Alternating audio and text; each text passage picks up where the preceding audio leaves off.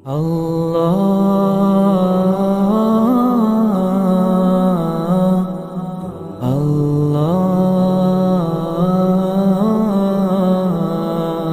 الرحیم نحمده ونصلی علی رسوله الکریم اما بعد فاعوذ باللہ من الشیطان الرجیم بسم اللہ الرحمن الرحیم الحمد للہ رب العالمین الرحمن الرحیم مالک یوم الدین ایاک نعبد و ایاک نستعین اہدنا الصراط المستقیم صراط الذین انعمت علیہم غیر المغضوب علیہم ولا الضالین صدق اللہ العظیم۔ بول رہا ہے آواز آ رہی؟ اچھا اچھا اچھا ٹھیک، نہیں جیسی ضرورت ہو۔ اچھا اچھا اچھا اچھا نہیں آرام سے بیٹھے ہو۔ ہاں ہاں ہاں جی جی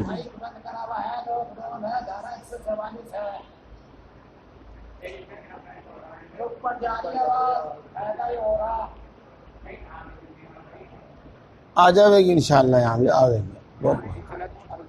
ہاں ہاں چلا دیں، ہاں ہلکی آواز میں چلا دیں۔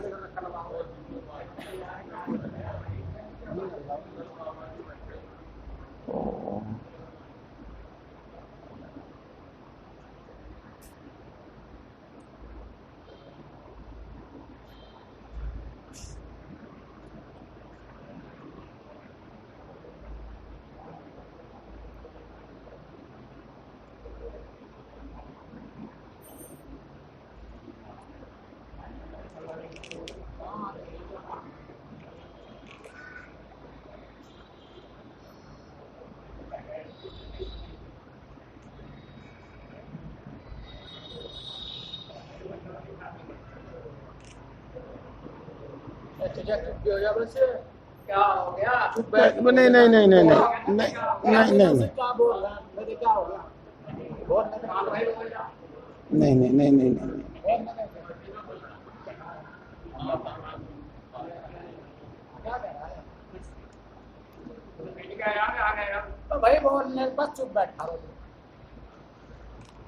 بسم اللہ الرحمن الرحیم۔ بزرگوں دوستو، میں نے آپ کے سامنے الحمد شریف، جس کو سورہ فاتحہ کہا جاتا ہے، تلاوت کی ہے، اور اس میں جو اس سورت کا جو بالکل لب لباب ہے، اس سورت کا جو خلاصہ ہے، حاصل ہے، وہ یہ ہے کہ اے اللہ ہم کو سیدھا راستہ دکھلا دے۔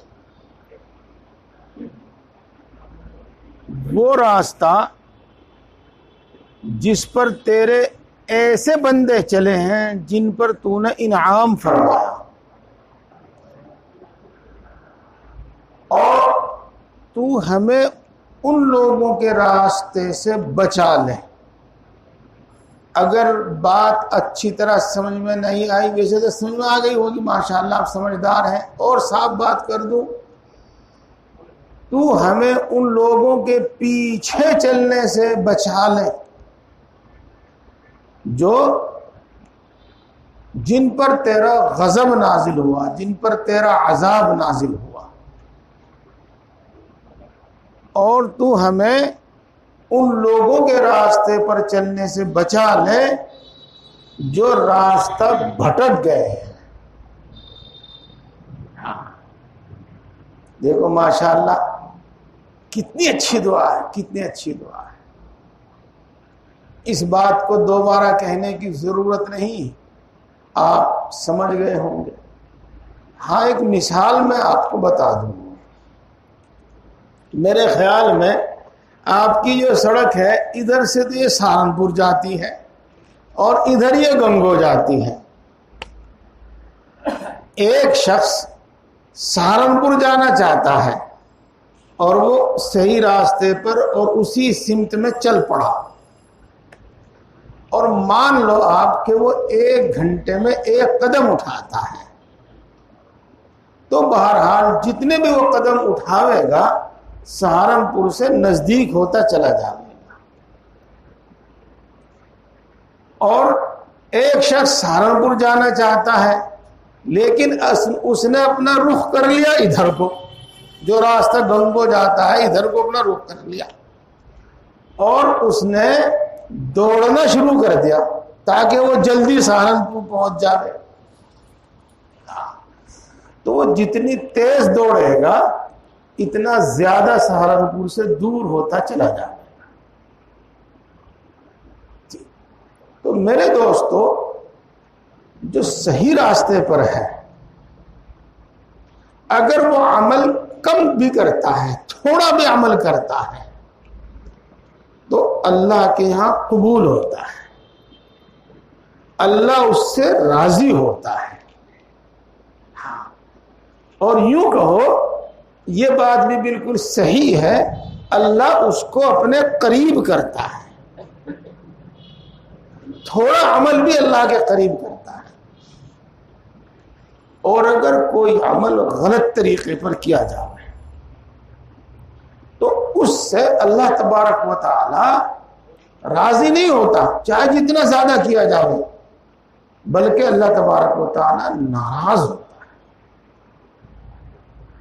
جی، وہ شخص اللہ سے دور ہوتا ہے، وہ شخص اللہ کے انعام و اکرام کا مستحق نہیں بلکہ اللہ کے عذاب کا مستحق ہوتا ہے. مثال کے طور پر سمجھ لیجئے گا، کوئی شخص جو شرک میں مبتلا ہے، بت پرستی میں مبتلا ہے، وہ اللہ کو چھوڑ کر ساری رات اپنے بت کو پکارتا ہے. جی، تو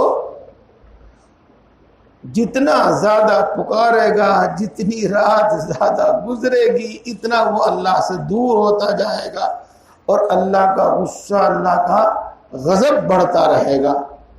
وہ الگ بات ہے کہ اللہ تبارک و تعالی بہت زیادہ برداشت کرنے والا ہے اور اس نے سزا کے واسطے ایک وقت مقرر کر رکھا ہے، اسی وقت پر وہ سزا دیتا ہے. میرے بزرگوں اور دوستو، چونکہ ہدایت، سیدھا راستہ، صحیح راستہ یہ سب سے بڑی نعمت ہے، اسی لیے اللہ تبارک و تعالی نے یہ سورت شریفہ قرآن پاک کی سب سے پہلی سورت بنائی، اور نماز میں ہر رکعت میں یہ سورت پڑھی جاتی ہے، ہر رکعت میں. بلکہ کوئی نماز ایسی نہیں جس میں سورہ فاتحہ نہ پڑھی جاتی ہو.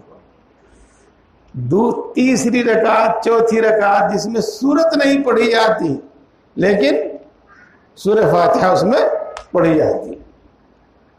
تو ہدایت ایسی سے، یہ بھی بات آپ کی سمجھ میں آ گئی ہوگی. اب آپ اگلی بات سمجھو. خدا نہ خواستہ آپ پر کوئی مقدمہ ہوا اور وکیل صاحب آپ کو یہ کہیں کہ آپ کو ایسے بیان دینا ہے. آپ یوں کہیں وکیل صاحب نہیں ایسے نہیں، بیان ایسے دوں گا میں. تو بتاؤ بات بنے گی کہ نہیں؟ نہیں، معاملہ بگڑتا چلا جائے گا، مقدمہ بگڑتا چلا جائے گا. مان لو آپ حق پر بھی ہیں تو بھی معاملہ بگڑ جائے گا. ہاں، یہ مثال میں نے اس پر دی ہے کہ اللہ رب العزت اپنی مخلوق پر، انسانوں پر، مسلمانوں پر اتنا زیادہ مہربان ہے، اتنا زیادہ مہربان ہے اتنی زیادہ محبت رکھتا ہے کہ اس سے زیادہ کوئی محبت نہیں رکھتا۔ اپنی اس محبت کے تقاضے سے اور اپنی اس مہربانی اور رحمت کے تقاضے سے اللہ نے انبیاء کرام نبی بھیجے تاکہ انسان کو سیدھی راہ دکھلا۔ اب تیسری بات سنو، یہ باتیں جو میں عرض کر رہا ہوں، ہر بات کے لیے میں قرآن پاک کی آیت پڑھوں پھر مطلب بیان کروں، حدیث پڑھوں پھر اس کا مطلب بیان کروں تو بات لمبی بھی ہو جاتی ہے، بلکہ سمجھنے میں بھی دشواری ہوتی ہے۔ لیکن یہ جو میں کہہ رہا ہوں اکثر و بیشتر کسی آیت کا حاصل اور خلاصہ ہے، کسی حدیث پاک کا حاصل اور خلاصہ ہے۔ جی ہاں، تو اللہ رب العزت نے اس دین کو، دین اسلام کو اتنا مضبوط بنایا، اتنا مضبوط بنایا، اور ایسی صاف صاف تعلیم قرآن پاک میں موجود ہیں، ان کو دیکھ کر شیطان نے کہا اپنے لشکر کو، اپنے شاگردوں کو، اپنی فوج کو کہ اس دین کے ہوتے ہوئے، قرآن و حدیث کے ہوتے ہوئے ہم کتنی بھی محنت کریں لیکن اس امت کو ہم شرک میں مبتلا نہیں کر سکتے۔ یہ کتنی صاف بات شیطان اقرار کرتا ہے، یہ حدیث پاک کا حاصل اور خلاصہ ہے کہ شرک میں ہم اس کو مبتلا نہیں کر سکتے، بلکہ ہم نا امید ہو گئے ہیں اس سے کہ اس امت کو شرک میں مبتلا کریں۔ قرآن پاک کا جب ترجمہ آپ دیکھو گے تو اس کثرت سے کفر اور شرک کو صاف صاف بیان کیا گیا ہے، ہدایت اور گمراہی کو اس طرح صاف صاف بیان کیا گیا ہے کہ اگر آدمی اس کو صحیح نیت سے پڑھے، صحیح نیت کا لفظ بولا میں نے، بتاؤں گا اس کا مطلب، تو یہ بات اس کے دل و دماغ پر ایسی چھا جاتی ہے کہ شرک یقیناً بہت بری چیز ہے، کفر یقیناً بہت بری چیز ہے۔ بات کہیں سے کہیں پہنچ رہی ہے، میں تو کچھ اور کہنا چاہ رہا ہوں۔ قرآن پاک کی تعلیم سے متاثر ہو کر دنیا میں جتنے بھی مذاہب تھے، کفر و شرک والے جتنے بھی مذاہب تھے، وہ کسی نہ کسی طرح کھینچ تان کر یہ کہنے لگے کہ ہم بھی توحید کے قائل ہیں، صرف ایک اللہ کی عبادت کرتے ہیں۔ یہ اور انہوں نے اپنی تعلیمات میں جس کو کہتے ہیں تعویل، لیکن تعویل کا مطلب آپ سمجھیں گے نہیں، کہ کھینچ تان کا یہ مطلب بیان کیا کہ ہم بھی توحید پر ہیں۔ بس میں اس بات کو زیادہ نہیں کہتا۔ میرے دوستو، اس سب کو سامنے رکھتے ہوئے اب اگلی بات سماعت فرمائیے آپ کہ شیطان ہمیں کفر و شرک میں تو مبتلا نہیں کرے گا، ہاں اس نے اپنی جماعت کو کیا کہا کہ ان کو دین کی شکل میں بے دینی میں مبتلا کرو۔ میرے ان الفاظ کا مطلب سنا ہوگا، دین کی شکل میں بے دینی میں ان کو مبتلا کرو، ان کو دھوکہ یہ دو کہ تم دین کا کام کر رہے ہو، تم اللہ کی عبادت کر رہے ہو، اور ان کو غلط رستے پہ ڈال دو، غلط کام ان سے کرا ہے۔ یہ دیکھو، ایسی چیزوں کو رسم کہتے ہیں، ایسی چیزوں کو بدعت کہتے ہیں۔ اب حاصل دو لفظوں میں سنیے گا کہ شیطان اس بات سے تو نا امید ہے کہ وہ ہمیں شرک میں مبتلا کر دے، ہاں اس کی ساری محنت، ساری کوشش اس میں ہوتی ہے کہ وہ ہمیں رسموں میں مبتلا کر دے، اس کی ساری محنت، ساری کوشش اس میں ہوتی ہے کہ وہ ہمیں بدعتوں میں مبتلا کر دیں. اور جب انسان رسم اور بدعت میں مبتلا ہو جاوے تو اس کی مثال ایسے ہی سمجھو جیسے کہ میں نے ابھی وکیل کی مثال دی. وکیل کہتا ہے تمہیں یہ کاغذ مہیا کرنا ہے، ہم کہتے ہیں کہ نہیں اس کی ضرورت نہیں، یہ نہیں لانے کا میں. وکیل کہتا ہے کہ یہ بیان دینا ہے، وہ کہے گا کہ نہیں یہ بیان تو غلط ہے، میں تو اس طرح دوں گا بیان. تو اللہ تو کہتا ہے، اللہ کا رسول تو کہتا ہے کہ یہ کام نہ کرو، اور ہم کہتے ہیں کہ نہیں ہم تو کریں گے.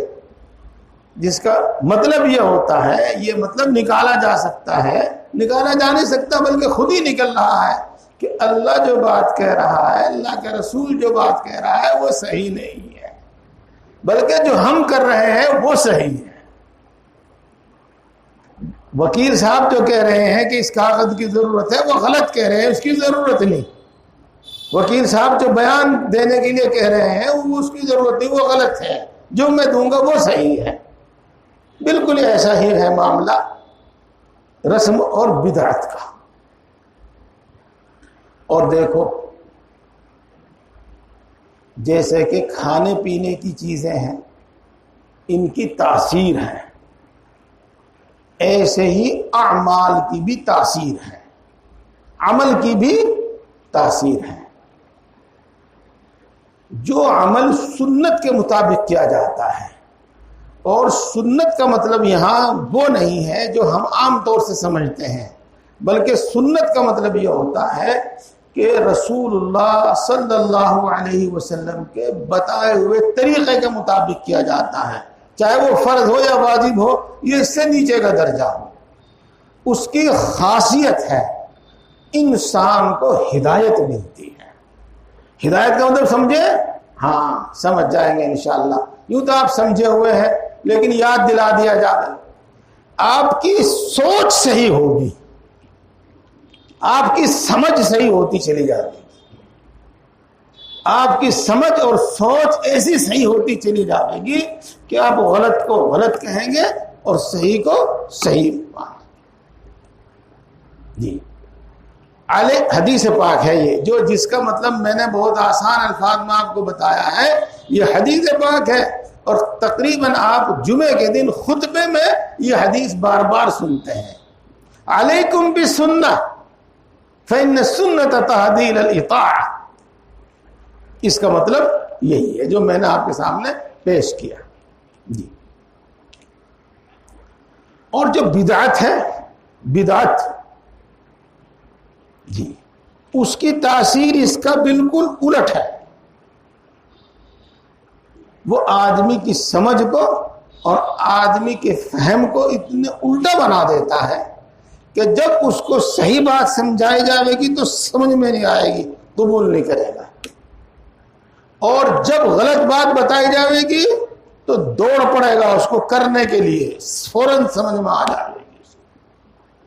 جی وَإِيَّاكُمْ وَالْبِدْعَةِ یہ بھی حدیث پاک ہے، اور جمعے کے خطبے میں کثرت سے پڑھی جاتی ہے، اکثر و بیشتر خطبوں میں آتی ہے. وَإِيَّاكُمْ وَالْبِدْعَةِ فَإِنَّ الْبِدْعَةَ تَهْدِي إِلَى الضَّلَالَةِ. تم لوگ بدعت سے بچو. جی چونکہ بدعت گمراہی کی طرف لے جاتی ہے. یہ سب باتیں تمہیدی طور پر میں نے آپ کو بتائی. آج میں جو بیان کروں گا آپ کو اس سے مزہ تو نہیں آئے گا، لیکن انشاءاللہ فائدہ بہت ہوگا، انشاءاللہ فائدہ بہت ہوگا. اور بات وہ یہ ہے کہ آج 27 تاریخ ہے ذی الحجہ کے مہینے کی. محرم کا مہینہ 3 دن کے بعد شروع ہو جائے گا. اور میری مائیں بہنیں بھی خاص طور سے سنیں، آج ان کے نفع کی بات بہت زیادہ ہوں گی، ان کی ضرورت کی بات بہت زیادہ ہوں گی. تو اس محرم کے مہینوں کو حضرت حسین رضی اللہ تعالی عنہ کے نام پر، اور اس سے آگے بڑھ کر کہو آل رسول کے نام پر ایسی گمراہیوں کا مہینہ بنا دیا اور ایسی رسموں اور بدعتوں کا مہینہ بنا دیا کہ وہ صرف دین کی شکل میں کی جاتی ہیں، حالانکہ دین کا ان کا دین سے کوئی تعلق نہیں، وہ سب دین کی شکل میں کی جاتی ہیں اور دین سے ان کا کوئی واسطہ نہیں، کوئی سروکار نہیں، بلکہ ان کو دور دور کا بھی واسطہ دین سے نہیں ہے۔ یہ اللہ اکبر۔ دیکھو دوستو، ساری کی ساری بدعتیں اور رسمیں اس مہینے میں جو ہوتی ہیں وہ شیعوں کی ایجاد ہیں، اور شیعہ اپنے آپ کو مسلمان کہتے ہیں، ہم بھی ان کو مسلمان مانتے ہیں، اور وہ بہت سی باتیں اللہ اللہ کے رسول کی طرف نسبت کر کے ہمیں بولتے رہتے ہیں، ہمارے سامنے کہتے رہتے ہیں، اور جن لوگوں کو حدیث کا زیادہ علم نہیں ہے وہ یوں سمجھ کر کے یہ حدیث ہے ان کی بات کو مان بھی لیتے ہیں۔ تو بہت ہی مختصر، اسی کی مخالفت نہیں، ہاں اگر ہم مخالفت بھی کریں تب بھی کوئی حرج نہیں ہے، لیکن کسی کی مخالفت نہیں، بہت سی تھوڑی سی معلومات کے آپ کی تھوڑی سی معلومات کے واسطے میں 2-4 بات آپ کے سامنے پیش کرتا ہوں، آپ اس سے یہ سمجھ جائیں گے کہ وہ لوگ کس کماش کے ہیں اور ان کی ذہنیت اور ان کی سوچ کیسی ہے، اور اتنی بات اگر صحیح سمجھ لے تو پھر انہوں نے اس مہینے میں جو کام کرنے شروع کیے ہیں ان سب کی اصلیت اور حقیقت ہمیں خود بخود معلوم ہو جائے گی۔ جی ہاں، جی ہمارا عقیدہ ہے، حدیثوں میں آیا ہے کہ اللہ رب العزت یہ ارشاد فرماتے ہیں کہ تمام انسانوں میں سب سے افضل تمام انبیاء کے سردار، تمام انبیاء میں بھی سب سے افضل آخری نبی حضرت محمد مصطفیٰ صلی اللہ علیہ وسلم۔ جی ایک حدیث تو ہے لیکن وہ پتہ نہیں پکی ہے یا کچی ہے، کچھ لوگ اسے کچی کہتے ہیں، یعنی اس کو حدیث نہیں مانتے، لیکن بہرحال مفہوم اس کا صحیح ہے۔ حاصل اس کا یہ ہے کہ اے نبی، اے میرے لاڈلے، اگر تجھے پیدا کرنا مقصود نہ ہوتا تو میں یہ زمین و آسمان، یہ دنیا ہی پیدا نہ کرتا۔ ازل سے اللہ کے یہاں آخری نبی حضرت محمد مصطفیٰ صلی اللہ علیہ وسلم کا یہ مقام ہے۔ جی حضرت آدم علیہ السلام سے ایک چوک ہوئی، غلطی کا لفظ نہیں استعمال کر رہا میں، چوک کا مطلب کچھ اور ہوتا ہے اور غلطی کا مطلب کچھ اور ہوتا ہے۔ کیا نبی کے بارے میں صحیح عقیدہ معلوم ہو، بہت سوچ سمجھ کے الفاظ استعمال کرنے چاہیے۔ دیکھو چوک تو اس کو کہتے ہیں کہ بغیر ارادے کے غلط کام ہو جائے، اس کو کہتے ہیں چوک، اور غلطی اس کو کہتے ہیں کہ جان بوجھ کر اس کو کریں، چاہے وہ صحیح سمجھ کر کرے یا اس کو وہ غلط سمجھ کر کرے لیکن جان بوجھ کر کرے، اور چوک اس کو کہتے ہیں کہ بغیر ارادے کے بس ہو جاوے کچھ۔ آپ نے منہ میں پانی دیا، روزہ ہے، بالکل یہ ارادہ ہے کہ حلق کے نیچے پانی نہ جاوے، لیکن چلا گیا، یہ چوک ہے۔ خیر چلو، تو حضرت آدم علیہ السلام سے ایک چوک ہو گئی کہ انہوں نے جنت میں وہ چیز کھا لی جس چیز کھانے سے اللہ رب العزت نے منع کیا تھا، جنت سے ان کو نکال دیا گیا۔ حضرت آدم علیہ السلام رو رو کر اللہ تبارک و تعالیٰ سے اس کی معافی مانگتے رہے۔ جی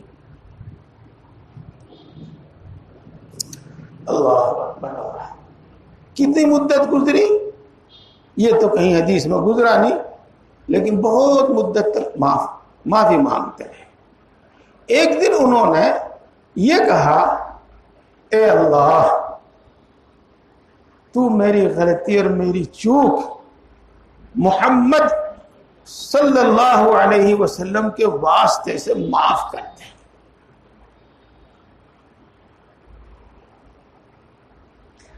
اللہ تبارک و تعالیٰ نے کہا معاف کر دی.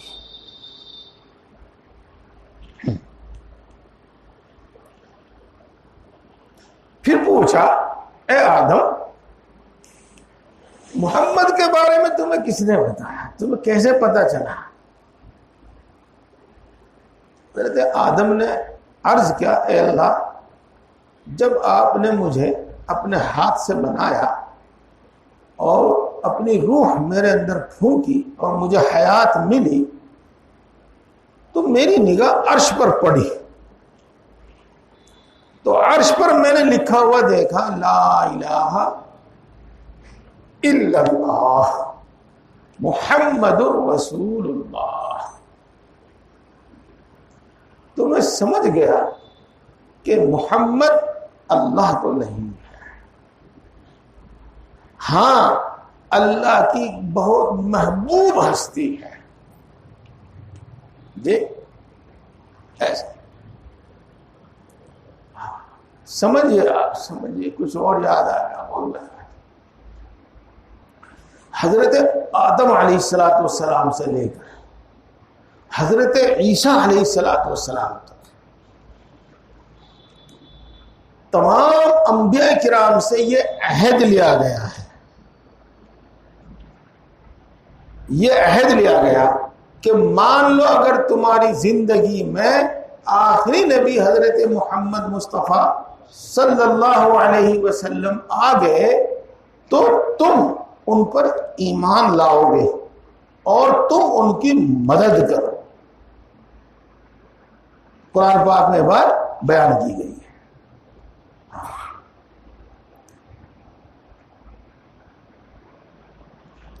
تو دوستو حضرت نبی کریم حضرت محمد مصطفیٰ صلی اللہ علیہ وسلم کی تو شان یہ ہے. اور یہ شیعہ کیا کہتے ہیں, بات دراصل یہ ہے کہ اللہ تبارک و تعالیٰ نے جبریل کو کہا جاؤ علی کو نبی بنا کے آؤ. وہ جبریل غلطی سے چلے گئے محمد کے پاس اور محمد کو نبی بنا دیا. جب ان کو نبی بنا دیا تو اللہ تعالیٰ نے جبریل سے کہا کہ بھئی تم نے کیا کیا یہ, ہم نے تو کہا تھا محمد کو نبی بناؤ, تم نے بنا دیا علی کو, ہم نے تو کہا تھا علی کو نبی بناؤ, تم نے بنا دیا محمد کو. جی غلطی ہو گئی, اچھا تو جو کچھ ہوگا تو ہو گیا بس. یہ کہاں حضرت نبی, کہاں ہمارے نبی حضرت محمد مصطفیٰ صلی اللہ علیہ وسلم کی وہ شان, اور کہاں یہ کہہ رہے ہیں جس کا مطلب یہ کہ کوئی اہلیت نہیں تھی, کچھ نہیں تھا, وہ تو غلطی سے بنا دیے نبی. اب آپ اس فرقے کے بارے میں کیا سوچیں گے؟ جب بنیاد ہی غلط ہو گئی تو آگے کون سی بات صحیح ہو سکتی ہے؟ جی ہاں, قرآن پاک میں اللہ تبارک و تعالیٰ کا وعدہ ہے. بار بار یہ بات آپ سنتے ہیں, خاص طور سے قرآن پاک کسی کا پورا ہو رہا ہو وہاں اِنَّا نَحْنُ نَزَّلْنَا الذِّكْرَ وَإِنَّا لَهُ لَحَافِظُونَ. قرآن پاک ہم نے اتارا ہے اور ہم اس کی حفاظت کریں گے. اللہ تبارک و تعالیٰ نے پہلے جتنی کتابیں اتاری ان کی حفاظت کا وعدہ نہیں فرمایا. اللہ تبارک و تعالیٰ کو یہ منظور ہی نہیں تھا کہ محفوظ بھی رہے. اللہ تبارک و تعالیٰ کو تو قرآن پاک کو قیامت تک کے لیے دین اور شریعت بنانا تھا, تو اس کی حفاظت اللہ کے یہاں منظور تھی, تو اس کی حفاظت کا اللہ نے وعدہ فرمایا. یہ ہمارا ہی ہے. اب بتاؤ, اچھا اگر قرآن پاک میں کچھ کمی زیادتی ہو جائے تو پھر تو یہ آیت شریفہ صحیح نہیں, پھر تو اللہ کا وعدہ پورا نہیں ہوا. وہ یوں کہتے ہیں, الفاظ سمجھو کتنے ہیر پھیر کے کہتے ہیں کہ جو اصل قرآن پاک ہے وہ اس قرآن پاک سے 3 گنا زیادہ ہے. اور خاص بات یہ ہے کہ اس میں جو کچھ ہے اس میں سے کچھ بھی نہیں ہے. تو صاف صاف قرآن کے قرآن ہونے کا انکار ہے، صاف صاف اللہ کی کتاب کا انکار ہے یہ تو۔ جی دیکھو اب بتائیے گا کہ کون سی کل ان کی صحیح ہے؟ چلو ایک بات اور بتا دوں جو آپ کے آسانی سے سمجھ میں آ جا رہی ہے۔ اکثر و بیشتر ہم بھی انہی کے اثر کی بنا پر کہنے لگتے امام حسین، امام حسن، ایک ہے تو امام کوئی لفظ برا نہیں ہے، اچھا ہے۔ امام کے معنی آتے ہیں رہبر کے، پیشوا کے، جس کے پیچھے پیچھے آدمی چلے، جو لوگوں کو کہ آگے آگے چلے ان کو صحیح راستہ بتاوے، اس کو امام کہتے ہیں۔ تو اس معنی کر حضرت حسین امام ہے اور حضرت حسن امام ہے، بلکہ تمام صحابہ کرام امام ہیں، چونکہ اللہ کے نبی صلی اللہ علیہ وسلم نے ارشاد فرمایا صحابی کا نجوم بِأَيِّهِمْ اقتدیتم اہتدیتم، میرے صحابہ ستاروں کی طرح ہے، جس کے پیچھے تم چلو گے تم صحیح راستے پر چلو گے اور منزل پر پہنچ جاؤ گے۔ یہ لیکن امام کا مطلب وہ یہ نہیں لیتے، امام کا مطلب یہ کہتے ہیں وہ کہ اللہ تبارک و تعالیٰ کے جو اختیارات ہیں، مثلا کسی چیز کو حلال کرنا یا کسی چیز کو حرام کرنا، وہ اختیار بھی امام کو حاصل ہے۔ تو اللہ کی جو صفت ہے وہ امام کے اندر رکھ دی۔ جی امام کو شریعت کے کسی حکم کو منسوخ کرنے کی، کینسل کرنے کی اجازت ہے، اختیار ہے۔ اور امام کی اطاعت اسی طرح فرض ہے جس طریقے سے نبی کی اطاعت فرض ہوتی ہے۔ تو دیکھو جو صفات نبی کی ہیں وہ امام کے اندر ثابت کر دی، تو گویا کہ انہوں نے حضرت حسن کو، حضرت حسین کو اور ان کے علاوہ 10 اور بزرگوں کو، 10 اور اللہ والوں کو نبی بنا دیا، بس ان کے لیے نبی کا لفظ استعمال نہیں کیا۔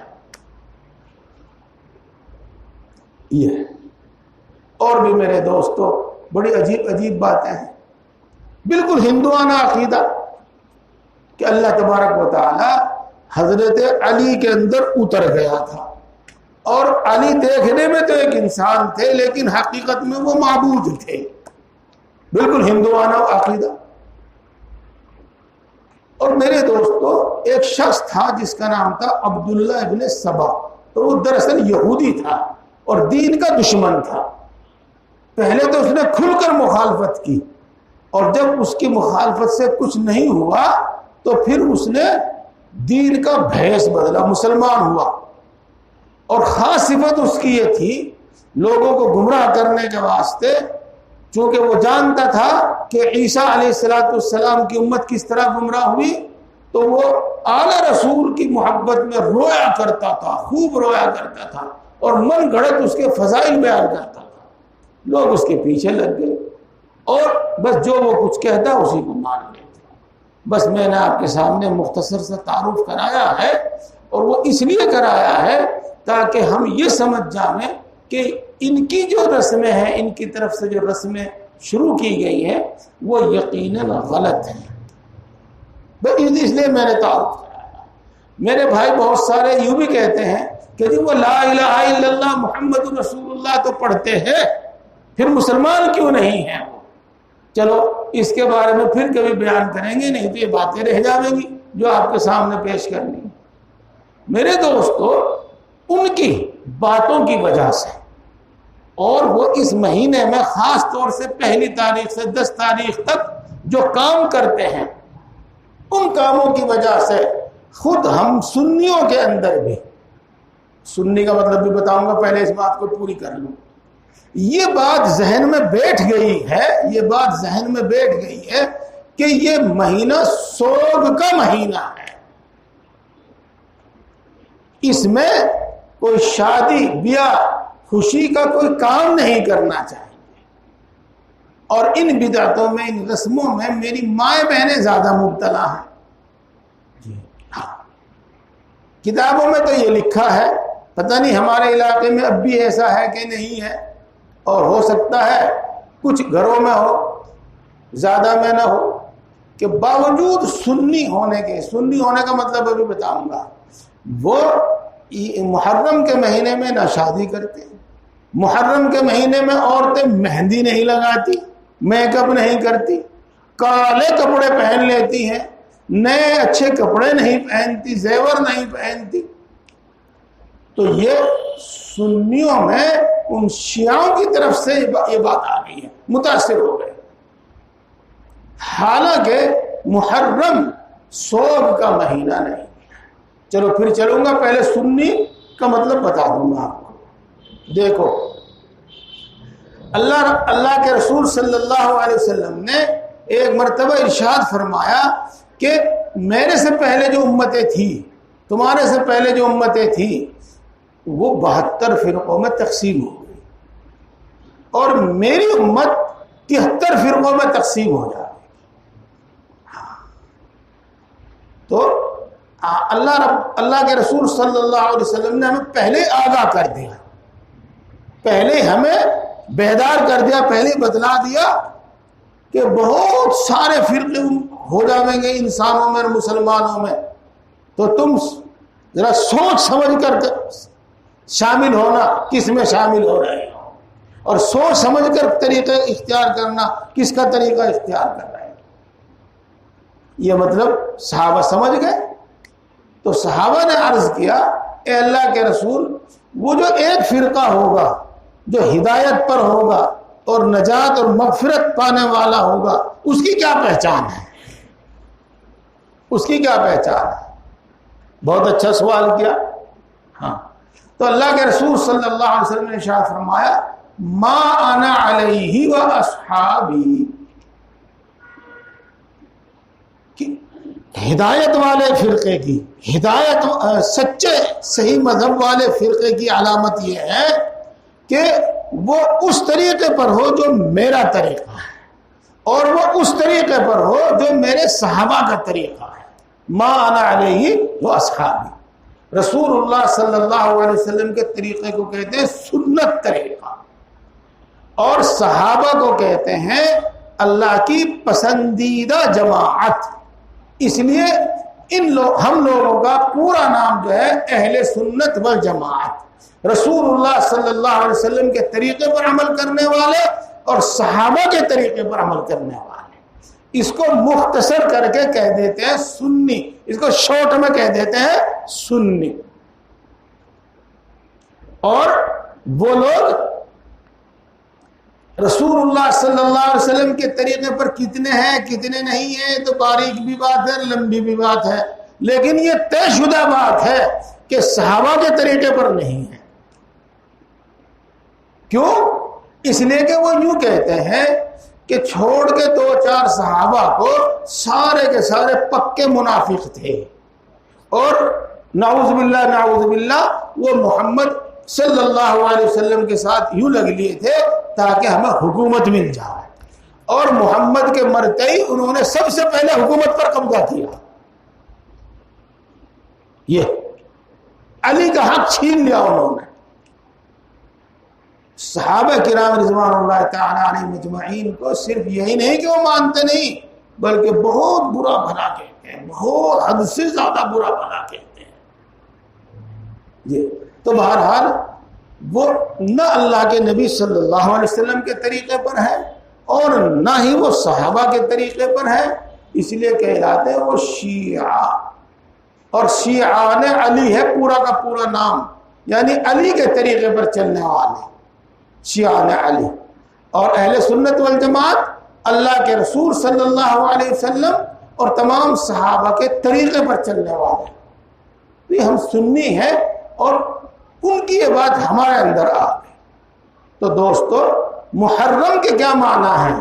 محرم کے معنی ہے احترام والا مہینہ، وہ مہینہ جس کی عزت کرنی چاہیے، جس کا احترام کرنا چاہیے.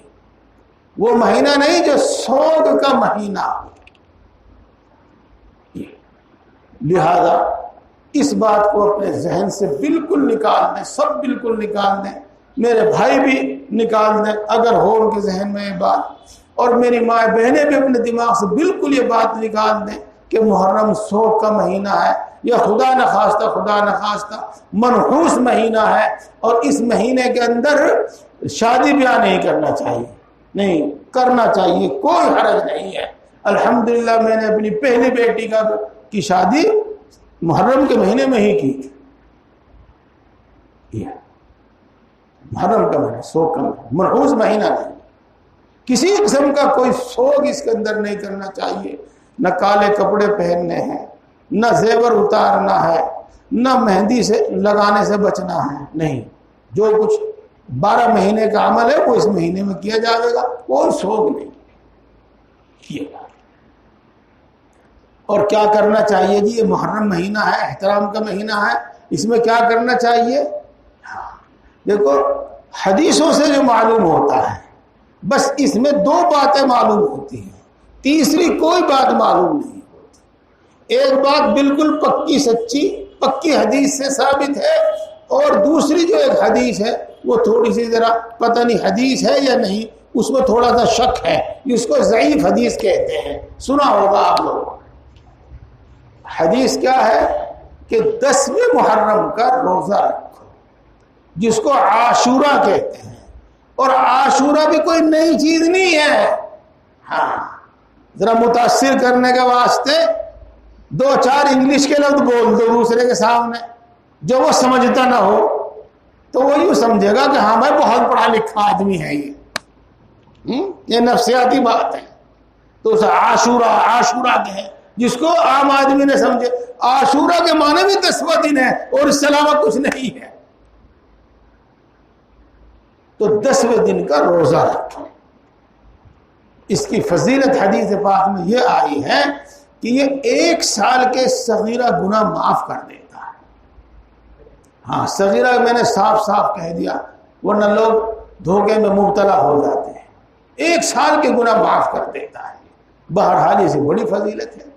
اور اس کے ساتھ ساتھ حضور اکرم صلی اللہ علیہ وسلم اس دن کا روزہ رکھا کرتے تھے، بلکہ حدیثوں سے معلوم ہوتا ہے کہ رمضان کے روزے فرض ہونے سے پہلے 10ویں محرم کا روزہ، عاشورہ کا روزہ فرض تھا، پھر جب رمضان کے روزے فرض ہو گئے تو 10ویں محرم کا روزہ کی فرضیت ختم کر دی گئی، منسوخ کر دی گئی، بس اس کا مستحب ہونا یا سنت کا درجہ اس کا رہ گیا۔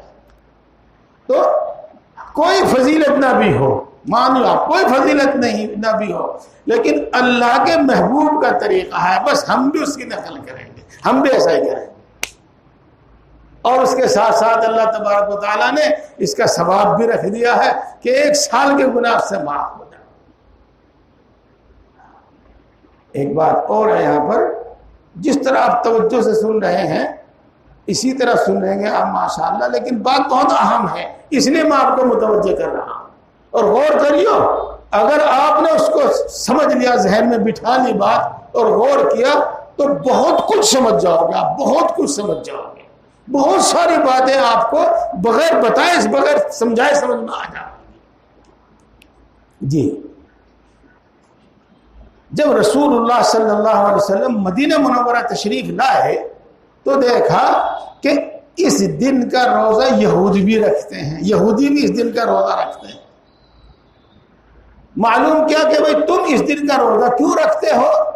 تو انہوں نے بتلایا کہ اس دن حضرت موسیٰ علیہ السلام کو اللہ تبارک و تعالیٰ نے دریا سے پار کیا تھا، اور فرعون اور مصر کی قبطی قوم سے کی غلامی سے نجات محمد فرمائی تھی، ہم اس خوشی میں یہ روزہ رکھتے ہیں۔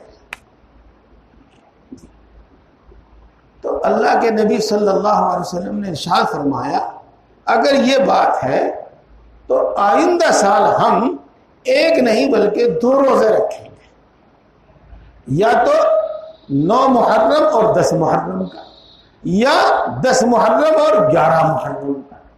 کیوں؟ تاکہ اس روزہ رکھنے میں بھی یہود کی مشابہت نہ ہو جائے، ہمارا عمل یہود جیسا عمل نہ ہو جائے، یہودیوں جیسا عمل نہ ہو جائے۔ تو اس سے ایک بات تو یہ معلوم ہوئی کہ 2 روزے رکھنے چاہیے، اختیار ہے، چاہے 9 محرم اور 10 محرم کا رکھ لے، چاہے 10 محرم اور 11 محرم کا رکھ لے. یہ تو ایک تو یہ بات معلوم ہوگی صاف صاف. اور دوسری بات معلوم یہ ہو گئی کہ جب خالص مذہبی چیز عبادت روزہ، اس میں بھی اللہ کے نبی صلی اللہ علیہ وسلم کو کسی گمراہ فرقے کی اور گمراہ قوم کی مشابہت منظور نہیں ہے، تو میرے دوستو دوسرے اعمال جو واقعی گناہ ہیں، جو واقعی فسق و فجور ہیں، ان میں اگر امت ان کی مشابہت اختیار کرے تو کتنا بڑا گناہ ہے، کتنا بڑا گناہ ہے. ہاں چلو اچھا، یہی چھوڑ کر میں دوسری بات کہوں. اور اب میرا روح سخن جو ہے اپنے نوجوان بھائیوں سے ہے، نوجوان 18-20 سال کے لڑکوں سے ہے. اب میری گفتگو، ہاں آپ یہ سرچ کرنا کہ آج کل یہ بال رکھے جا رہے ہیں جی، یہاں رکھ لیے، یہاں سے سارے کاٹ دیے اور کیسے یہاں ڈیزائن بنا دیے وغیرہ وغیرہ، یہ کس کی ایجاد ہے؟ یہ سرچ کرنا، یہ سرچ کرنا. یہ دوستو یہودیوں کی ایجاد ہے، یہ یہودیوں کی ایجاد ہے. اور حضور اکرم صلی اللہ علیہ وسلم کے زمانے میں بھی وہ اپنے سر کے بال کچھ اسی طرح کاٹا کرتے تھے، تو رسول اللہ صلی اللہ علیہ وسلم نے اس سے بھی منع فرمایا تھا. تو میں عرض یہ کر رہا ہوں جو خالص مذہبی چیز ہے، خالص عبادت ہے، جب اس میں بھی مشابہت سے بچنا چاہیے، تو اس کے ساتھ ساتھ جو بالکل غلط کام ہے، گناہ کے کام ہے، ان میں اگر ہماری ان سے مشابہت ہو جاوے تو کتنی غلط بات ہے. ایک بات اور یاد آ گئی، آپ جو توجہ سے سن رہے ہیں اس کی برکت ہے، میں نے سوچا بھی نہیں جاتا کہ یہ بات کہنی ہے. جی، اللہ کے نبی صلی اللہ علیہ وسلم نے ارشاد فرمایا، اعف اللحى وقص الشوارب وخالف اليهود والمشرکین. کہا کہ داڑھی بڑھاؤ اور مونچھیں کٹاؤ اور یہودیوں کی مشابہت اختیار نہ کرو، داڑھی میں مونچھوں میں ان کا طریقہ اختیار نہ کرو، اور مشرکین کی مخالفت کرو، داڑھی میں مونچھوں میں ان کا طریقہ اختیار نہ کرو. چلو یوں تو آپ بہت کچھ سمجھ جائیں گے، لیکن چھوٹی سی بات میں آپ کو بتاؤں، اکثر و بیشتر یہودی بھی داڑھی رکھتے ہیں، جو مذہبی لوگ ہیں وہ داڑھی رکھتے ہیں. اللہ کے نبی صلی اللہ علیہ وسلم ہمیں ارشاد فرماتے ہیں کہ میں تمہیں داڑھی رکھنے کا تو حکم دے رہا ہوں، لیکن یاد رکھنا یہودیوں جیسی داڑھی نہیں ہونی چاہیے تمہاری، یہودیوں جیسی داڑھی نہیں ہونی چاہیے. جی ہاں، بس ان کا الگ ایک اسٹائل ہوتا ہے. میں یہ سمجھا رہا تھا کہ دوسروں کی مشابہت نہیں ہونی چاہیے، دین میں بھی نہیں، خالص عبادت میں بھی نہیں، اور اس کے علاوہ جو عادت ہے وغیرہ ان میں بھی مشابہت نہیں ہونی چاہیے. جی ہاں، چلیے یہ بات ہو گئی. بہرحال 2 روزے رکھنے چاہیے، محرم 10 محرم کا، اس کے ساتھ 9 محرم کا یا 11 محرم کا. ایک عمل تو یہ ہے. اور دوسرا عمل کیا ہے؟ 10ویں تاریخ کو، 10 محرم کو اگر اپنے گھر میں اچھا کھایا پکایا جائے، وسعت کی جائے، اچھا کھایا پکایا جائے، تو اس کی برکت سے اللہ تبارک و تعالی پورے سال گھر میں برکت فرماتا ہے، پورے سال گھر میں برکت فرماتا ہے. چلو ایسا بھی کر سکتے ہیں، لیکن ہمیشہ یاد رکھنا چاہیے کہ ان سب چیزوں کو اسی درجے میں رکھنا چاہیے جس درجے میں اللہ کے رسول صلی اللہ علیہ وسلم نے بتایا. اس سے آگے نہ بڑھاؤ، اس سے آگے نہ بڑھاؤ. تو ایسا کر سکتے ہیں، کر لینا چاہیے، اگر وہ گنجائش کر لینی چاہیے، ساری برکت ہوگی.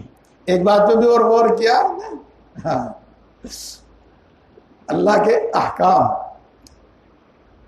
ہیں تو سارے ایسے ہی، لیکن کچھ ایسے ہیں جو آسانی سے سمجھ میں آ جاتے ہیں. 10 محرم کو بھی بڑھیا کھاؤ جی، اور اس دن بڑھیا کھانے کی برکت سے سارے سال بڑھیا کھاؤ. سبحان اللہ، ہاں اللہ. دیکھو سنت پر عمل کرنے سے، اللہ کے رسول پر کے حکم پر عمل کرنے سے تمام اعمال کا فائدہ وہ ہمیں خود کو ہے. تمام اعمال کا فائدہ، کوئی بھی عمل. بہرحال یہ 2 کام ہے، اس کے علاوہ دوستو اور کوئی دوسرا کام نہیں. اب آ جاؤ، مجھے ضرورت نہیں تھی آگے باتیں بتانے کی، لیکن 2 باتوں سے ضرورت محسوس کر رہا ہوں. ایک تو اس لیے کہ ہو سکتا ہے ہمارے قرب و جوار میں وہ ہوں اور ہم ان سے متاثر ہو جائیں اور ہم بھی وہ حرکت کرنے لگے جو وہ کرتے ہیں. اور دوسرے یہ کہ ہمیں شریعت کا حکم معلوم ہو جائے.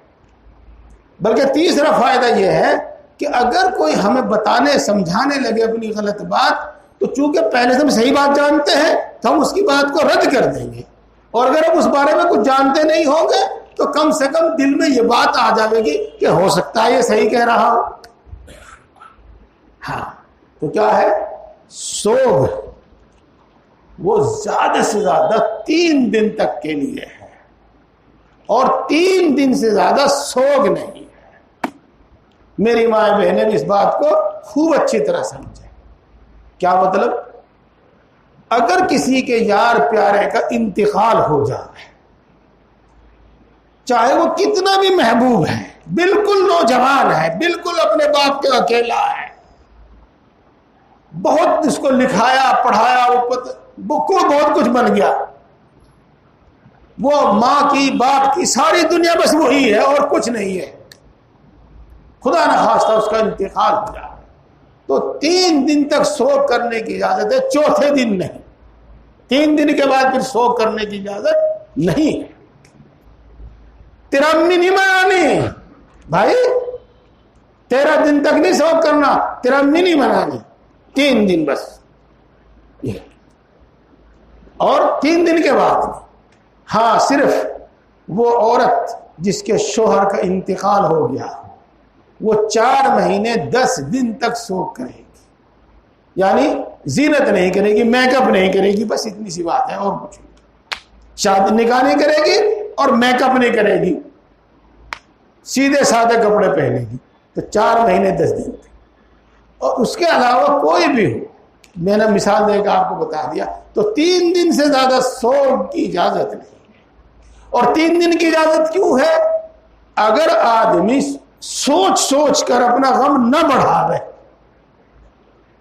تو کیسا ہی بھی غم ہو وہ 3 دن کے اندر فطری طور پر خود ختم ہو جاتا ہے. سمجھ رہے بات؟ شریعت کے احکام، کیسا ہی بھی غم ہو، اگر آدمی سوچ سوچ کر غم بڑھاوے پھر تو چاہے جب تک بڑھاتا رہے، لیکن اگر وہ نہ سوچے، اس میں زیادہ باتیں نہ ملاوے، تو کتنا ہی بھی بڑا غم ہو، کیسا ہی بھی غم ہو، عام طور سے وہ 3 دن کے بعد خود ختم ہو جاتا ہے. تو 3 دن تک سوگ کی اجازت ہے، رنج غم کی اجازت ہے. اس کے بعد میں پہلے میں اسی بات کو سمجھاؤں کہ سوچ سوچ کر آدمی غم کیوں بڑھاتا ہے، کیسے بڑھاتا ہے. اس سے پہلے ایک بات سنو، وہ چھوٹی سی بات ہے، یاد رہے گی تو زندگی بھر کام دے گی، زندگی بھر کام دے گی. اور گویا کہ جو میں آپ کو آگے بتاؤں گا وہ اسی کی تفصیل ہوگی، اور بڑی پکی بات ہے، بلکہ پکی نہیں پکم پکی بات ہے. میرے شیخ اول حضرت مولانا مسیح اللہ خان صاحب جلال آبادی نور اللہ مرقدہ، اللہ ان کی قبر کو نور سے بھر دے، یہ ان کی بتائی ہوئی بات ہے. کیا پریشانی حالات سے نہیں ہوتی، پریشانی خیالات سے ہوتی ہے. پریشانی حالات سے نہیں ہوتی، پریشانی خیالات سے ہوتی ہے. پریشانی خیالات سے کیسے ہوتی ہے؟ دیکھو ابھی کا واقعہ ہے، پچھلے اتوار ہی کا 7 دن جو مجھے معلوم ہوا. ایک صاحب آئے، 9 عمر ہی، بالکل 9 عمر بچہ، شادی بھی نہیں ہوئی ابھی تک. ہاں، آنکھوں میں اس کے آنسو، اور کچھ بات میرے پاس بیٹھ کے وہ کرنے لگے. کیا بات ہوئی؟ اجی 20-25 دن ہوئے میرے بھائی کا انتقال، اللہ مغفرت فرمائے، اللہ اس کے درجات بلند فرمائے. اب جی ہاں بس مرنا تو سبھی کو ہے، لیکن افسوس اس بات کا ہے کہ کئی لاکھ روپے خرچ کر کے اس کو ڈاکٹر بنایا. اور بس اب کچھ امید تھی، اس کے واسطے پلاٹ لے رکھا تھا، اس میں اس کا نرسنگ ہوم بنانا تھا، اب بس کچھ امید تھی، بس ابھی اللہ نے لے لیا۔ تو اگر وہ صرف اس بات کو سوچے کہ ہاں بھائی اللہ کی چیز تھی، اللہ نے لے لی، تو 3 دن کے اندر غم ختم ہو جائے گا۔ اور جب تک وہ یہ سوچتے رہیں گے اوہو بڑا نقصان ہوا بھائی، ہم نے تو کئی لاکھ روپے خرچ کر کے اس کو ڈاکٹر بنایا، اب تو اس سے بڑی کچھ آمدنی ہونے والی تھی، اب تو بڑی اس سے کچھ امیدیں تھی۔ جب تک اس طرح کی باتیں سوچتا رہے گا بس اس تک اس کا غم بڑھتا رہے گا، اس کا غم بڑھتا رہے گا۔ دراصل اس سلسلے میں بھی سنے، میری ماں بہنیں بھی سنے اور میرے بھائی بھی سنے، اس سلسلے میں بھی ہمیں اللہ کی تعلیم پر، اللہ کے رسول صلی اللہ علیہ وسلم کی تعلیم پر یقین رکھنا چاہیے، ایمان رکھنا چاہیے۔ ایمان کے معنی یقین ہی کہ یقین رکھنا چاہیے۔ ہاں، جب کسی کے مرنے کی خبر سنتے ہیں ہم تو کیا پڑھتے ہیں؟ انا للہ وَإِنَّا إِلَيْهِ رَاجِعُونَ۔ ہم سب اللہ ہی کی ملکیت ہے، ہم سب کا مالک اللہ ہے۔ یہ زبان سے کہنے کی بات نہیں بلکہ اس میں کچھ سوچنے کی بات ہے۔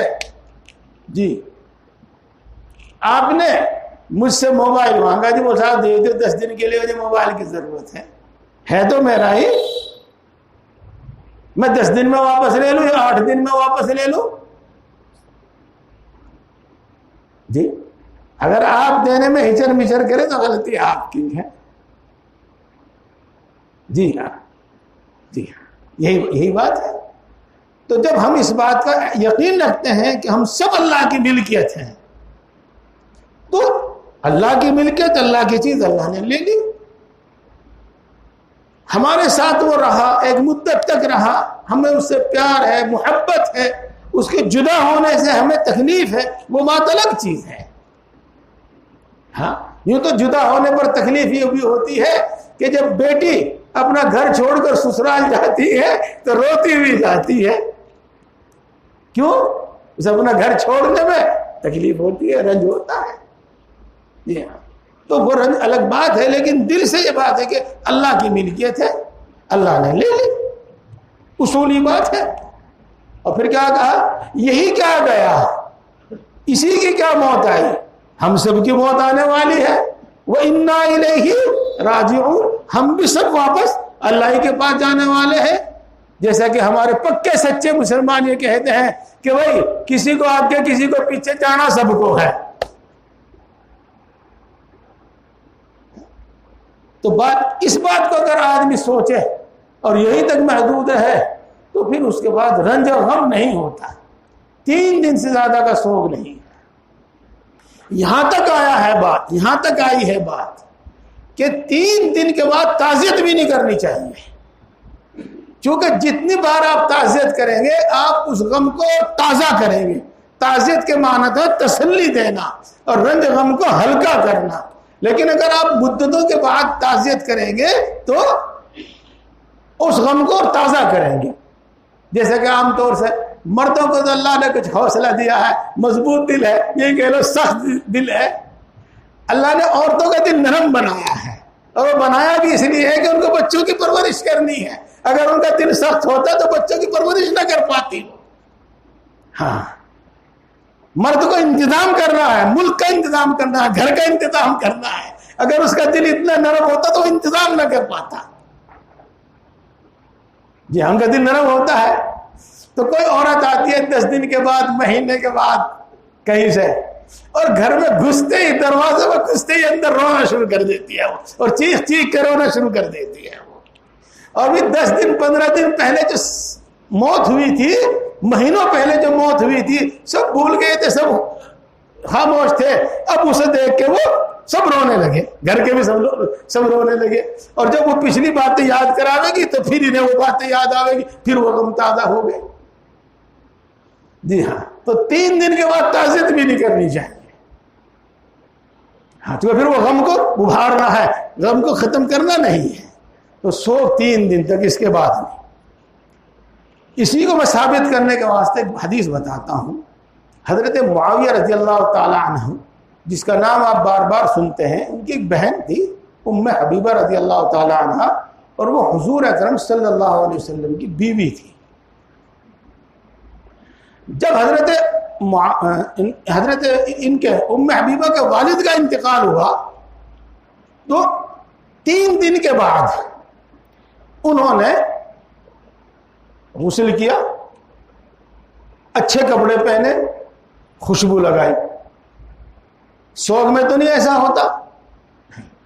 اور پھر جو ان کے آس پاس عورتیں تھیں، اور آس پاس عورتیں کون تھیں؟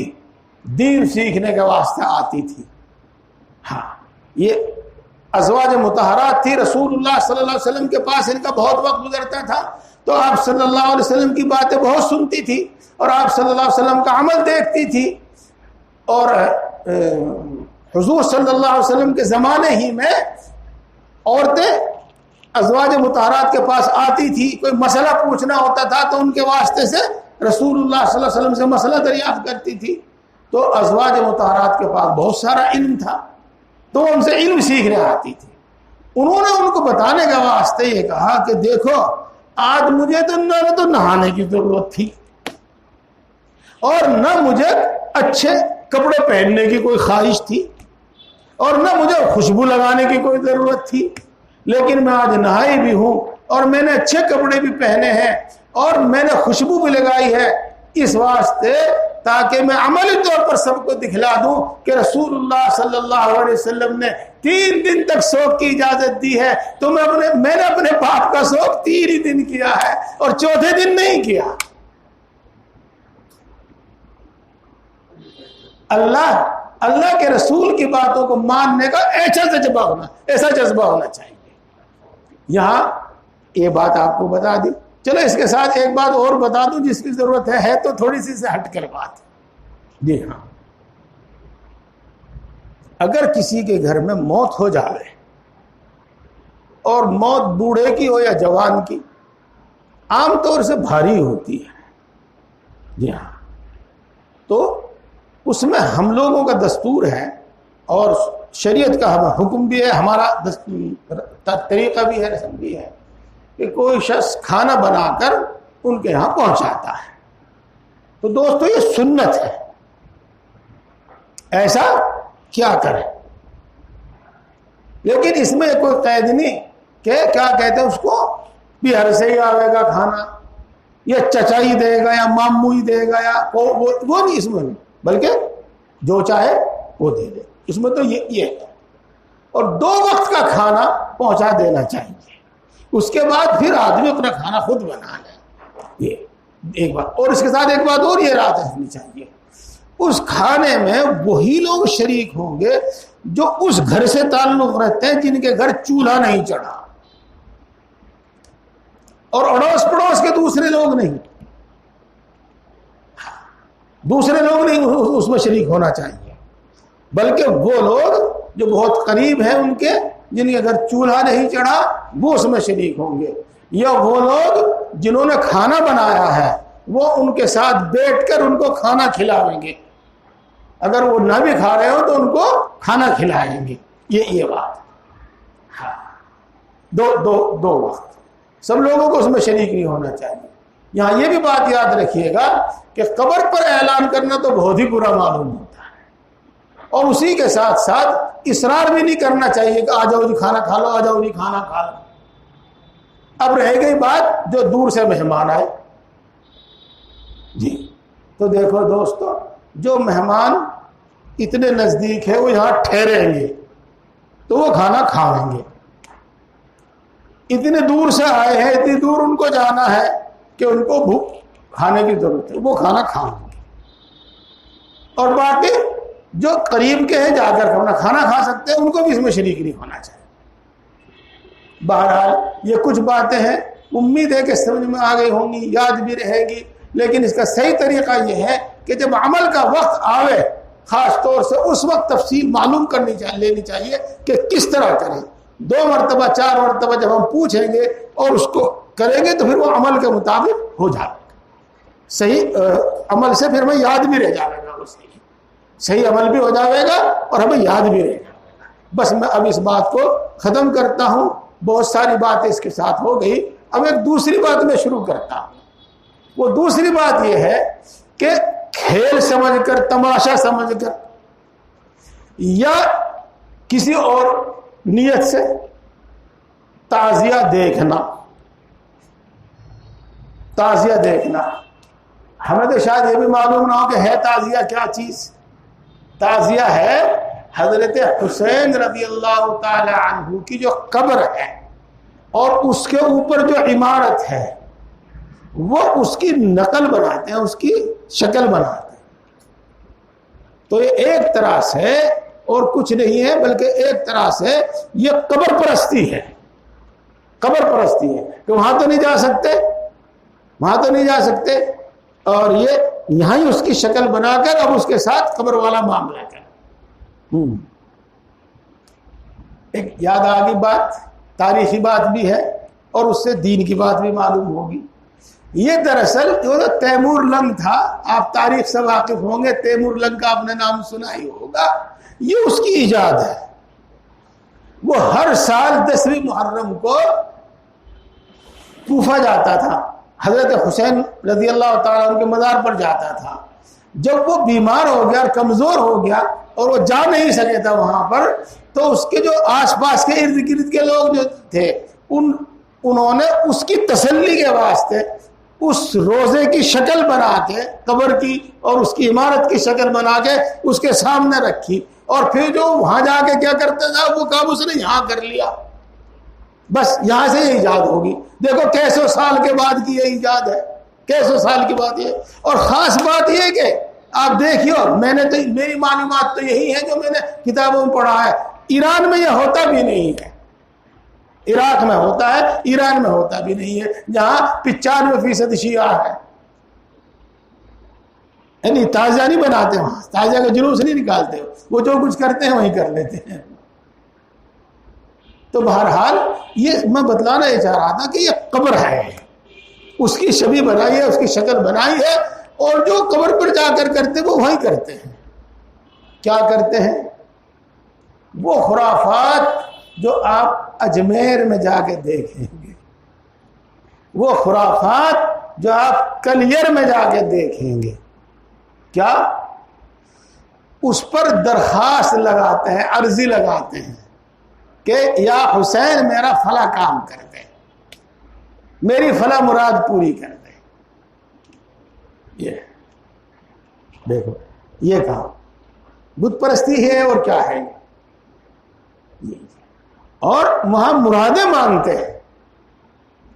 جس طرح بیت اللہ کا طواف کرتے ہیں اس طرح اس کا طواف کیا جاتا ہے. میں زیادہ باتیں نہیں بتاتا، اس لیے نہیں بتاتا کہ الحمدللہ ہم سب ان سے بچے ہوئے ہیں. کچھ تھوڑی سی بات بتا دی، اسی سے آپ کو پتہ چل گیا کہ وہ کوئی ایسی چیز نہیں ہے کہ وہاں حاضر ہوا جائے، وہ تو سب خرافات باتیں ہیں.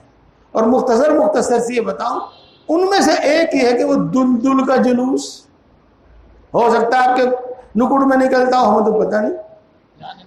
اچھا جی. اور جناب علم کا جلوس، اور جناب تعزیہ کا جلوس، اور جناب ماتم کا جلوس ہے. وہ کہیں زنجیر سے ماتم کر رہے ہیں، کہ ہاتھوں سے ماتم کر رہے ہیں، وغیرہ وغیرہ یہ چیزیں. تو میرے دوستو یہاں خاص باتیں بتاؤں میں، یہ تو آپ کو معلوم ہو گیا. اچھا یہیں روک کے میں پہلے آپ کو بات دوسری بتا دوں. چلا چلا کر رونا جس کو کہتے ہیں، زور زور سے رونا، بیان کر کر کے رونا، روتے ہوئے ایسے الفاظ ادا کرنا، ایسی بات کہنا جس سے معلوم ہو کہ شخص بڑے غم میں مبتلا ہے، بڑی مصیبت میں مبتلا ہے. خاص طور سے میری ماں بہنیں اس کو یاد رکھیں کہ ایسا نہیں. آنکھوں سے آنسو نکل رہے ہیں، ہچکیا ہے، سس کیا ہے، اس پر انسان کو قدرت نہیں ہے، اس کی اجازت ہے. لیکن چلا چلا کر رونا، بیان کر کر کے رونا، ایسے الفاظ استعمال کرنا جس سے یہ بات کہ بڑی مصیبت اس پر آ پڑی، اور مرنے والے سے اس کو بہت زیادہ محبت تھی، اور اس کی موت سے بہت بڑی مصیبت اس پر آ پڑی. یہ اس کو نوحہ کہتے ہیں، نوحہ۔ پہلے تو ایک حدیث سنو۔ حدیث پاک میں فرمایا گیا ہے کہ دو آواز وہ جہالت کی آواز ہے۔ دیکھو مطلب تو اس کے بہت ہو سکتے ہیں، آسان سا مطلب یہ ہے کہ وہ دونوں جو آواز ہے ان کا اسلام سے کوئی تعلق نہیں ہے، مسلمانوں سے اس کا کوئی تعلق نہیں ہے۔ وہ تو اسلام سے پہلے جو جہالت کا زمانہ تھا، کفر کا زمانہ تھا، اس کے وہ دو آوازیں ہیں۔ اسلام کی وہ آواز نہیں ہے، اسلام سے کوئی تعلق نہیں ہے، مسلمانوں سے کوئی تعلق نہیں۔ یہ مطلب ہوتا ہے۔ دیکھو اب پھر مسلمان اس کام کو کرے تو دو آواز کیا؟ گانا اور گانے کے ساتھ موسیقی، جس کو ساز کہتے ہیں، موسیقی کا ساز، یہ جہالت کی آواز ہے۔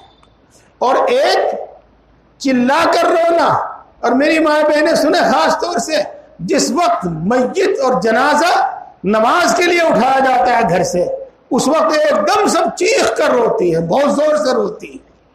تو یہ وہ آواز ہے جو جہالت کی آواز ہے۔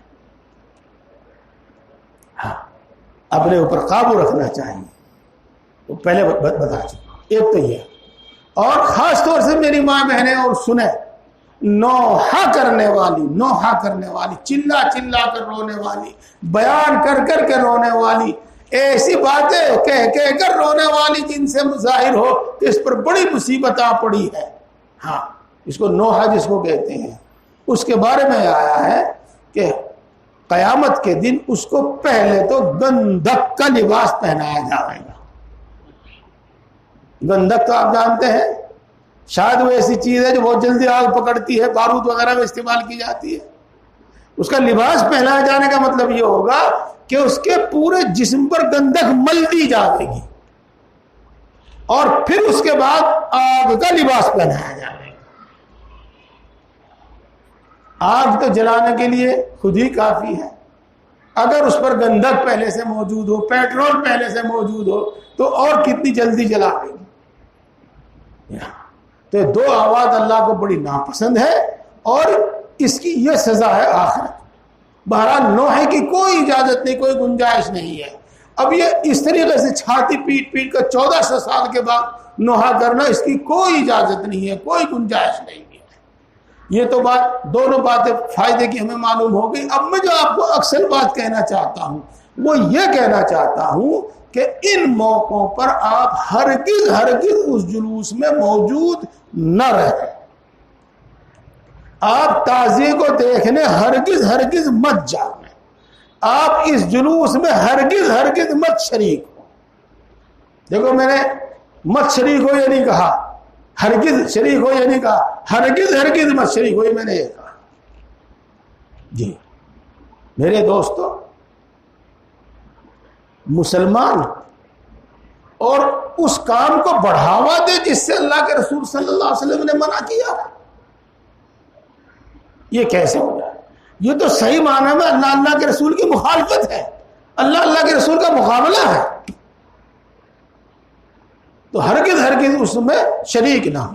ایک بات تو یہ برائی اس کی آپ کو معلوم۔ دوسری بات، جب یہ کام اتنا ناپسند ہے تو یقیناً یہ اللہ کے عذاب اور اللہ کی پکڑ کا سبب ہے۔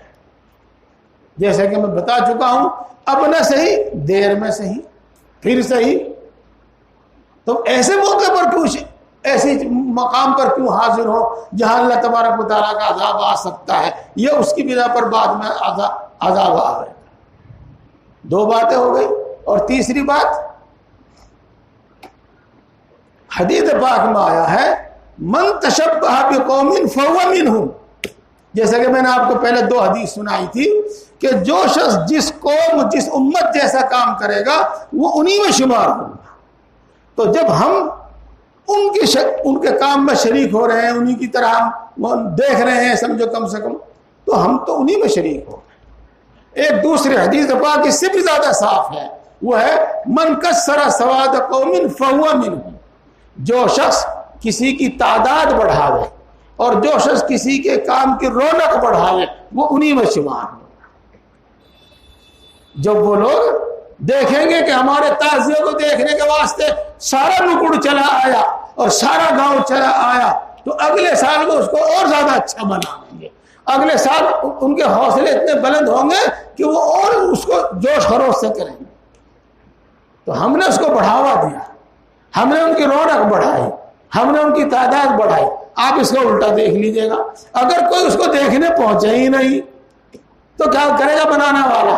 چھوڑ دے گا وہ جو خود ہی. ہاں تو یہ ہے, وہ ایک تو اس کی رونق بڑھاتے ہیں, خلاف شرع کام کو ہماری وجہ سے بڑھاوا ملتا ہے. جی تو اس کو کھیل تماشے کے طور پر بھی نہ دیکھیں, یہ کھیل تماشا نہیں بلکہ تو اللہ کی عذاب کا سبب ہے. اس بات کو میں روک کے, اللہ کرے مجھے جو میں کہنا چاہتا ہوں وہ بات یاد رہے, پچھلی ایک بات اور کہتا ہوں تو وہ بھی بہت ضروری ہے. ہولی کھیل رہے ہیں جی, رنگ ڈال رہے ہیں ایک دوسرے کے اوپر. ہاں وہ عجیب سی بات ہے, عجیب سی انوکھی سی چیز ہے, وہ دیکھنے کو آدمی کا من کرتا ہی ہے. اور کھیل کے پیچھے تو یہ ہمارے آدمی, خاص طور سے ہمارے نوجوان بچے کھیل کے پیچھے تو پڑے ہی رہتے ہیں. یہ جی نماز قضا ہو جاوے لیکن وہ کیا اولمپک کے کھیل وہ دیکھنے قضا نہ ہو. تو کھیل تماشے کو دیکھنے کے واسطے میری پردہ دار بہنیں خواتین وہ بھی چھت پر آ جاتی ہیں. ہاں تو کھیل تماشے کے طور پر نہیں اس کو دیکھا جا رہا ہے. خیر تو رنگ ڈالتے ہیں ایک دوسرے پر اور ہمارا مجمع وہاں کھڑا ہو کر اس کو دیکھتا ہے. ہماری ماں بہنیں چھتوں پر چڑھ کے اس کو دیکھتی ہیں, ہمارے نوجوان یا بوڑھے ان کو دیکھتے ہیں. تو مجمع زیادہ ہونے کی ان کا جوش اور زیادہ ہوتا ہے اور وہ اور زیادہ جوش کے ساتھ وہ کھیلتے ہیں. یہاں بھی وہی بات ہے. جی ہاں, مذہبی تہواروں میں شرکت یہ بہت بڑا گناہ ہے. میں کہتا نہیں لیکن بس یوں سمجھ لو کہ کفر کے قریب قریب ہے. جیسا کہ حدیث پاک سے معلوم ہوتا ہے کہ جو جس کی مشابہت اختیار کرے گا وہ انہی میں سے ہے, جو جس کی تعداد بڑھاوے گا, رونق بڑھاوے گا, وہ انہی میں سے ہے.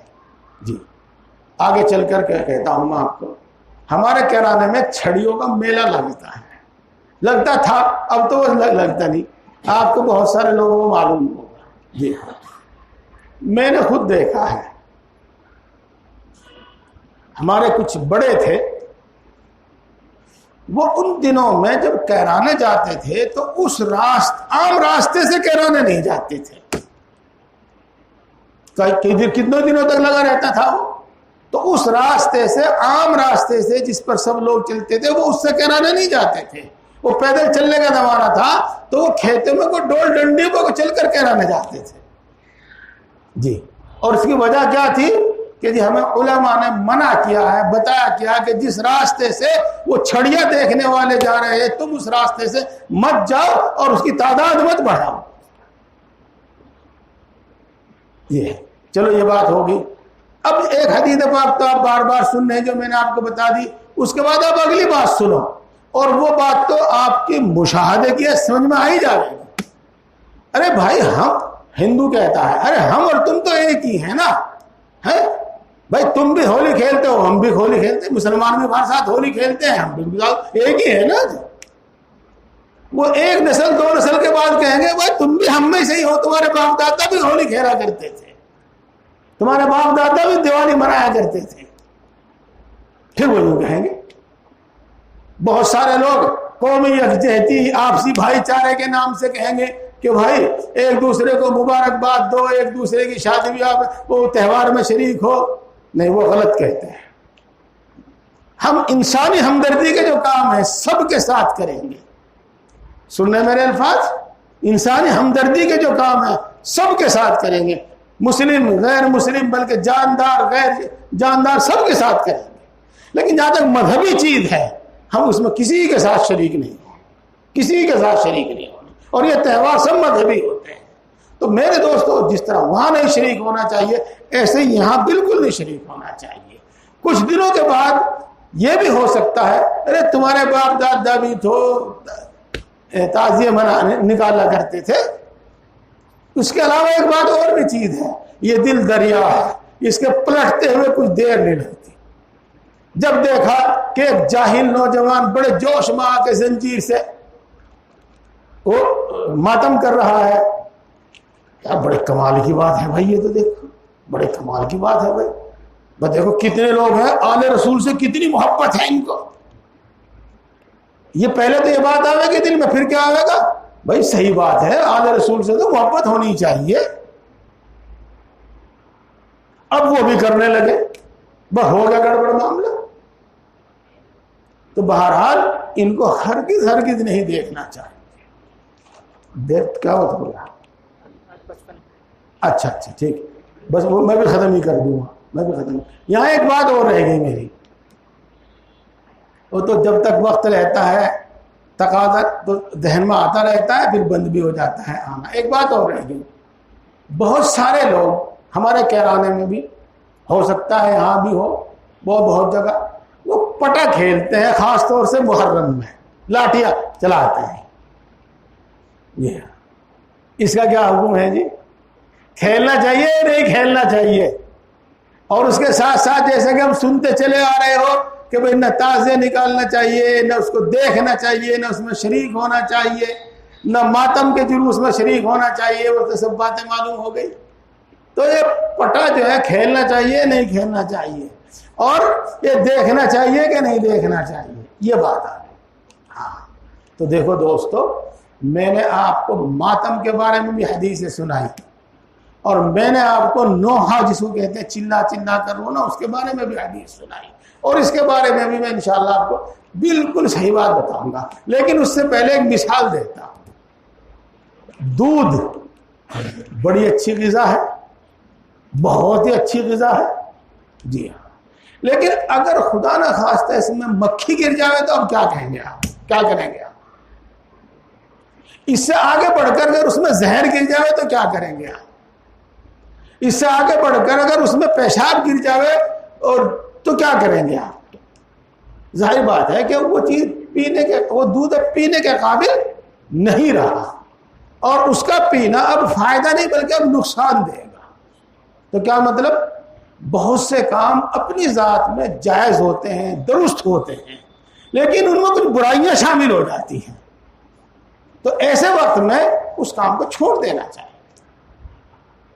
پوری بات بتا دوں میں آپ کو، شریعت میں کچھ کام ایسے ہیں جب ان میں برائیاں شامل ہو جائیں گی تو ہر قیمت پر ان برائیوں کو دور کیا جائے گا اور اس کام کو کیا جائے گا، اور کچھ کام ایسے ہیں کہ جب اس میں برائیاں شامل ہوں گی تو اس کو چھوڑ دیا جائے گا، کام ہی چھوڑ دیا جائے گا۔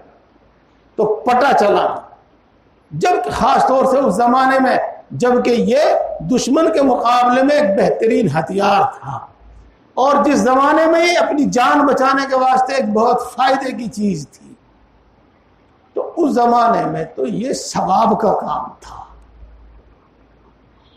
جی یہ ثواب کا کام تھا۔ اللہ کے رسول نے ہمیں اس باتوں کا حکم دیا ہے، جی ہاں۔ لیکن پہلی بات تو یہ کہ اب اس کی کوئی ضرورت نہیں رہی، اب یہ کام آتا نہیں، یہ۔ اور دوسری بات یہ ہے کہ اس میں بہت ساری چیزیں شامل ہو گئی کہ کیا کہتے ہیں اس کو، کچھا پہن کر، یہ ٹانگیں کھول کر، سطر کھول کر یہ کھیلا جا رہا ہے، اس طرح کھیلا جا رہا ہے کہ جس میں اذان کی، نماز کی کوئی پرواہ نہیں ہے، جی، اور اس کے ساتھ بھی وہ کیا برائیاں سمجھتے، تو اکثر و بیشتر اب یہ کہ بے فائدہ عمل ہے، اور اس میں بہت سی برائیاں شامل ہو گئی ہیں۔ بہرحال اس کے دیکھنے سے، اور کرنے والے اگر اس کو کرے تو اس کو برائیوں سے پاک کرنے کی کوشش کرے۔ بس میں اپنی بات کو ہی ختم کرتا ہوں، اللہ سے دعا کرتا ہوں کہ اللہ تبارک و تعالی ہم سب کو شریعت و سنت پر چلنے کی توفیق عطا فرمائے، اللہ ہم کو دین کی صحیح سمجھ عطا فرمائے اور ہمارے لیے عمل آسان فرمائے۔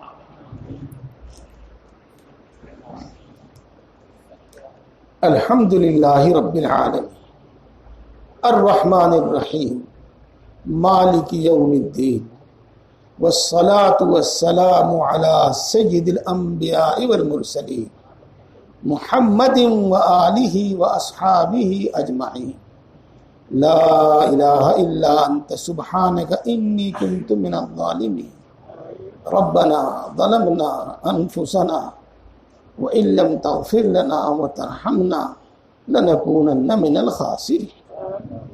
اے اللہ تو سب سے بڑا ہے، ہر چیز پر قادر ہے، ہر چیز کا مالک ہے، ہر چیز کا پیدا کرنے والا ہے، ہر چیز کے خزانے تیرے قبضے میں ہیں، تیرے خزانے کم یا ختم ہونے والے نہیں ہیں۔ تو اپنی مخلوق میں سے ہر ایک کو سمندروں کے برابر عنایت فرما دے، تو بھی تیرے خزانوں میں اتنی کمی نہ آوے جتنی سمندر میں سوئی ڈبونے سے اس کے پانی میں کمی آ جاتی ہے۔ اے اللہ تو بڑی طاقت والا ہے، تیری قدرت میں مٹی اور سونا پیدا کرنا برابر ہے۔ اے اللہ تو بڑی طاقت والا ہے اور تیری قدرت میں کنکر پتھر اور ہیرا موتی پیدا کرنا برابر ہے۔ اے اللہ تو بڑا مہربان ہے، سب پر مہربان ہے، بڑی بڑی نعمتوں سے نوازتا ہے، بلا استحقاق کے عطا فرماتا ہے، بلا عوض عطا فرمانے والا ہے، بغیر مانگے عطا فرمانے والا ہے، بے شمار عطا فرمانے والا ہے، اور مانگنے والوں کو کبھی محروم نہیں کرتا۔ اے اللہ تو بڑا مہربان ہے، سب پر مہربان ہے، بڑی بڑی غلطیوں کو معاف فرمانے والا ہے، بار بار معاف فرمانے والا ہے۔ اے اللہ یقیناً تیری ذات بابرکات ہر نقص سے ہر عیب سے پاک ہے۔ اے اللہ یقیناً تیری ذات بابرکات میں کمال کی تمام صفات موجود ہیں۔ اے اللہ ہم تیری یعنی اچھی صفات کے واسطے سے مانگتے ہیں، اے اللہ ہم سب کو ایمان کامل عطا فرما، ہم سب کو ایمان کامل عطا فرما۔ اے اللہ ایمان کی لذت و حلاوت نصیب فرما، ایمانی تقاضوں پر عمل کرنے کی توفیق نصیب فرما، ایمانی صفات ہمارے اندر پیدا فرما۔ اے اللہ اپنے وعدوں کا پورا پورا یقین ہمارے اندر پیدا فرما۔ اے اللہ اپنے وعدوں کا پکا سچا یقین ہمارے دلوں میں پیدا فرما۔ اے اللہ اپنی صفات کی پہچان عطا فرما، اپنی صفات کا یقین عطا فرما، اپنی محبت و معرفت عطا فرما۔ اے اللہ اپنا خوف عطا فرما، اتنا خوف جو تیری نافرمانیوں سے روک دے۔ اے اللہ اتنا خوف عطا فرما جو تمام گناہوں سے روک دے۔ اے اللہ اپنے نبی کی محبت عطا فرما، اتنی محبت عطا فرما کہ ہم ان کی پیروی پر شوق کے ساتھ کریں، ان کی سنتوں پر شوق کے ساتھ عمل کریں۔ اے اللہ اپنے نبی کی اتنی محبت ہمارے دل میں پیدا فرما۔ اے اللہ نیک لوگوں کی محبت پیدا فرما۔ اے اللہ ہم سب کو ہدایت عطا فرما، ہم سب کو سیدھی راہ دکھلا، ہم سب کو اچھی سمجھ اچھی سوچ عطا فرما۔ اے اللہ ذکر کرنے والی زبان عطا فرما، شکر کرنے والا دل عطا فرما، طاعت و عبادت میں مشقت برداشت کرنے والا جسم عطا فرما۔ اے اللہ ہم سب کو دین کی صحیح سمجھ عطا فرما، ذکر کرنے والی زبان عطا فرما، شکر کرنے والا دل عطا فرما، طاعت و عبادت میں مشقت برداشت کرنے والا جسم عطا فرما۔ اے اللہ ہم سب کو اپنا فرما بردار بندہ بنا۔ اے اللہ ہم سب کو متقی اور پرہیزگار بنا، اپنا فرما بردار بندہ بنا۔ اے اللہ آج تک جتنے گناہ کیے ہیں تمام گناہوں کو معاف فرما۔ اے اللہ پکی سچی توبہ نصیب فرما، تمام گناہوں کو معاف فرما، پکی سچی توبہ نصیب فرما۔ اے اللہ توبہ پر استقامت نصیب فرما، اے اللہ تمام گناہوں سے نفرت پیدا فرما، اے اللہ تمام گناہوں سے، تمام رسموں سے، تمام بدعتوں سے اے اللہ نفرت پیدا فرما۔ اے اللہ، اے اللہ آج تک جتنے گناہ کیے ہیں تمام گناہوں کو معاف فرما، پکی سچی توبہ نصیب فرما۔ اے اللہ تمام گناہوں سے نفرت پیدا فرما، تمام گناہوں سے حفاظت فرما۔ اے اللہ نفس و شیطان کے شر سے ہماری حفاظت فرما، ایک لمحے کے لیے ہمیں نفس و شیطان کے حوالے نہ فرما۔ اے اللہ ہم تیری عبادت کرتے ہیں، جتنی بھی کرتے ہیں، جیسی بھی کرتے ہیں، اے اللہ اس کو قبول فرما۔ اے اللہ زیادہ سے زیادہ کی توفیق عطا فرما، اچھے سے اچھی کرنے کی ہمیں توفیق نصیب فرما۔ اے اللہ اپنی طاعت و عبادت، نماز پڑھنا، قرآن پڑھنا، ذکر کرنا، اے اللہ تمام نیک کاموں میں ہماری مدد فرما اور ان کو ہمارے لیے آسان فرما۔ اے اللہ ہماری ناقص عبادتوں کو قبول فرما، تو کریم ہے، کریم کھوٹی پونجی قبول کر لیتے ہیں، ہماری ناقص عبادتوں کو قبول فرما۔ اے اللہ ساری مخلوق تیری محتاج ہے، تو کسی کا محتاج نہیں، ہر چیز تیرے قبضے قدرت میں ہے، جس کو چاہے دے، جس کو چاہے نہ دے، جس کو جتنی چاہے اتنی دے، کوئی تجھ سے سوال کرنے والا، پوچھنے والا نہیں ہے۔ اے اللہ ہم تیری ہی عبادت کرتے ہیں اور تجھ ہی سے مانگتے ہیں اور تیرے سوا کسی سے کوئی امید نہیں رکھتے۔ اے اللہ ہم تیری ہی عبادت کرتے ہیں اور تجھی سے مانگتے ہیں اور تیرے سوا کسی سے کوئی امید نہیں رکھتے۔ اے اللہ تو ہم سب کی تمام ضرورتیں پوری فرما، اپنے فضل سے تمام ضرورتیں پوری فرما، اپنے سوا کسی کا محتاج نہ بنا۔ اے اللہ اپنے سوا کسی کا محتاج نہ بنا۔ اے اللہ بیماری میں، بڑھاپے میں جب سب ساتھ چھوڑ دیتے ہیں، اے اللہ اس وقت بھی ہماری خصوصی نصرت فرما، اس وقت بھی ہماری تمام ضرورتیں پوری فرما۔ اے اللہ اس وقت ہماری روزی بڑھا دیجئے، اے اللہ ہم سے محبت کرنے والے، خدمت کرنے والے پیدا فرما دیجئے۔ اے اللہ اپنے فضل سے، اپنے کرم سے ہم سب کو، ہمارے گھر والوں کو، ہمارے متعلقین کو، سب کو صحت و قوت عطا فرما، تمام بیماریوں سے شفا نصیب فرما، خصوصاً خطرناک قسم کی بیماریوں سے شفا نصیب فرما۔ اے اللہ ہر مراد، ہر جائز مراد کو پوری فرما، تمام جائز مقاصد میں کامیابی عطا فرما۔ اے اللہ ہر مشکل کو آسان فرما، ہر پریشانی کو دور فرما۔ اے بگڑی کے بنانے والے ہر بگڑا ہوا کام بنا دے، اے قادر مطلق ہر اٹکا ہوا کام بنا دے۔ اے اللہ ہم سب کو بابرکت حلال روزگار عطا فرما۔ اے اللہ جن کو دکان کی تلاش ہے ان کو موقع کی دکان عطا فرما، جن کو کاروبار کی تلاش ہے ان کو بابرکت اچھا کاروبار عطا فرما، جن کو کاروبار عطا کیا ہے اے اللہ اس میں برکت فرما، ترقی فرما۔ اے اللہ ہر قسم کی نظر بد سے، آفت سے اس کی حفاظت فرما۔ اے اللہ جو ملازمتوں کے لیے کوشش کر رہے ہیں، امتحان کے لیے محنت کر رہے ہیں، اے اللہ ان کو بھی کامیابی عطا فرما۔ اے اللہ جن کو گھر کی ضرورت ہے ان کو کشادہ مکان عطا فرما، جن کو رشتوں کی تلاش ہے ان کو اچھے نبھا والے رشتے عطا فرما۔ اے اللہ جن کو رشتے عطا کیے ہیں ان کی شادی بیاہ کا انتظام فرما، ہر رکاوٹ کو دور فرما اور غیب سے انتظام فرما۔ اے اللہ جن کو اولاد کی تمنا ہے ان کو نیک اور صالح اولاد عطا فرما۔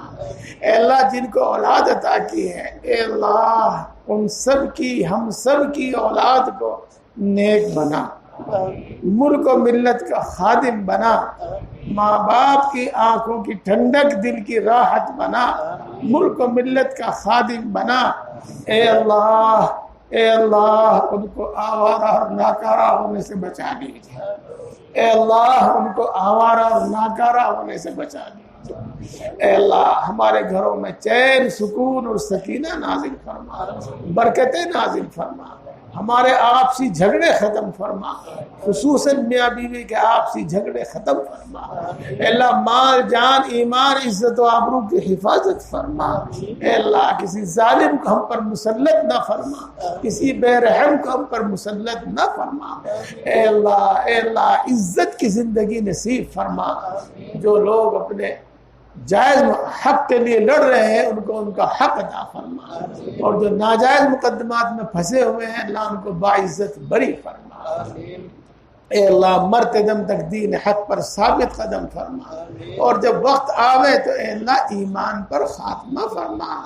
اے اللہ ایمان پر خاتمہ فرما۔ اے اللہ ایمان پر خاتمہ فرما، بغیر حساب کے مغفرت فرما، بغیر حساب کے جنت الفردوس عطا فرما۔ اے اللہ جہنم سے حفاظت فرما۔ اے اللہ ہم سب کی، ہمارے والدین کی، ہمارے بہن بھائیوں کی، اعزاء اقربا کی، میاں کی بیوی کی، اے اللہ سب کی مغفرت فرما۔ اے اللہ سب کی مغفرت فرما۔ اے اللہ پورے امت مسلمہ کی مغفرت فرما۔ اے اللہ ہماری آنے والی نسلوں کو بھی اور موجودہ نسلوں کو بھی دین دار بنا، ان کو دین کی حمیت و غیرت ان کے اندر پیدا فرما۔ اے اللہ صحیح جذبہ، ایمان کا جذبہ، دین کا جذبہ ان کے اندر پیدا فرما۔ اے اللہ جن جن برائیوں میں آج ہماری نسل، نئی نسل مبتلا ہوتی جا رہی ہے، اے اللہ ان سب برائیوں سے ان کی حفاظت فرما۔ اے اللہ ان سب برائیوں سے ان کی حفاظت فرما۔ اے اللہ ان سب کو اچھی سمجھ، اچھی سوچ عطا فرما۔ اے اللہ بلند حوصلہ ان کو عطا فرما۔ اے اللہ اچھی سمجھ، اچھی فہم اور بلند حوصلہ ان کو عطا فرما۔ اے اللہ اسلام و مسلمانوں کو عزت و غلبہ نصیب فرما۔ اے اللہ جہاں جہاں مسلمانوں کو ستایا جا رہا ہے ان کی خصوصی نصرت فرما۔ اے اللہ کل عالم میں امن و امان، سکون و اطمینان پیدا فرما، خصوصاً ہمارے ملک میں امن و امان، ہماری بستی میں امن و امان، سکون و اطمینان پیدا فرما۔ اے اللہ شرارت کرنے والے لوگوں کو، امن کو تباہ کرنے والوں کو اے اللہ تو خود دیکھ لے۔ اے اللہ تو خود ان سے نمٹنے، ان کے شر سے ہماری حفاظت فرما، ملک کی حفاظت فرما۔ اے اللہ مساجد کی، مراکز کی، مدارس کی حفاظت فرما۔ اے اللہ ہر وہ خیر تجھ سے مانگتے ہیں جو تیرے نبی نے مانگی ہے ہم کو عطا فرما۔ ہر اس شر سے پناہ چاہتے ہیں جس سے تیرے نبی نے پناہ چاہی ہے، اے اللہ اس سے ہماری حفاظت فرما۔ جو مانگا ہے وہ بھی عطا فرما، جو مانگنے سے رہے گا وہ بھی عطا فرما۔ اے اللہ یہ دعائیں ہمارے حق میں بھی قبول فرما، اور جو دعا کے لیے کہتے ہیں ان کے حق میں بھی یہ تمام دعائیں قبول فرما۔ خاص طور سے مجمع اس وقت جو تیرے گھر میں بیٹھا ہے، تیرے ہاتھ سامنے ہاتھ پھیلایا ہوا ہے اور پورے یقین کے ساتھ، پوری امید کے ساتھ تجھ سے مانگ رہا ہے، اے اللہ تو ان کے دلوں کی باتوں کو خوب جانتا ہے، کوئی بات تجھ پر پوشیدہ نہیں ہے۔